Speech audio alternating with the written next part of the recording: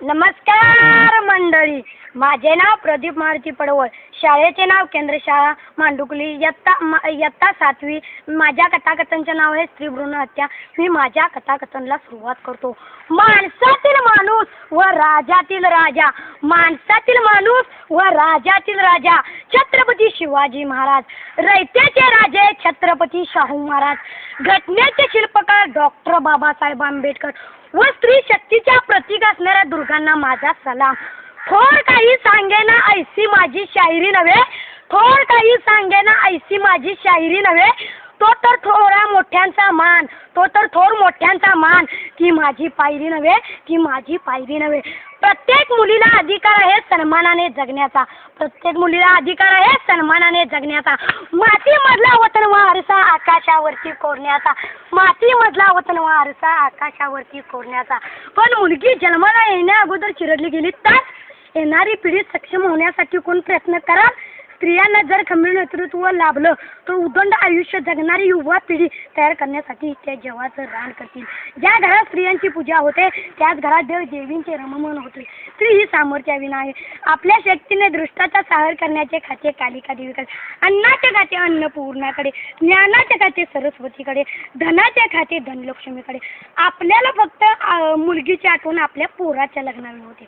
मग आपण गावातून दिंडवणे पेटवू शकतो. हो कोणाची पोरगी द्यायची आहे का? हो कोणाची पोरगी द्यायची आहे का? हो कोणाची पोरगी द्यायची आहे का?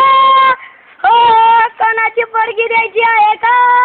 म्हणूनच म्हणतो त्या निष्पाप कळीचे उमलून फोर होऊ द्या. परवा मी दवाखान्यात गेलो होतो, परवा मी दवाखान्यात गेलो होतो. तेथे श्याम आणि राधा असे दोघे नवरा बायको होते. त्यांना मुलगा आहे की मुलगी हे बघण्यासाठी आले होते. मग त्यांना डॉक्टरने सांगितले की तुम्हाला मुलगी आहे.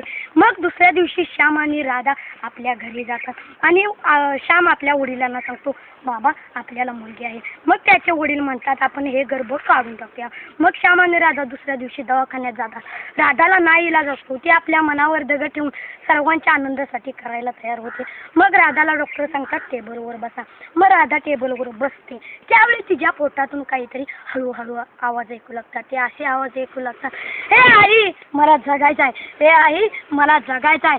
अंकुर फुटण्याआधीच मला मातीत विरायचं नाही, अंकुर फुटण्याआधीच मला मातीत विरायचं नाही, तर वेली होऊन मला बहरायचं आहे, तर वेली होऊन मला बहरायचं आहे. हे आई मला जगायचं आहे, हे आई मला जगायचं आहे. आणि ती मुलगी म्हणत होती, म्हणून का गाई म्हणताना आई सारखे दैवत साऱ्या जगतावर नाही, आई सारखे दैवत साऱ्या जगतावर नाही.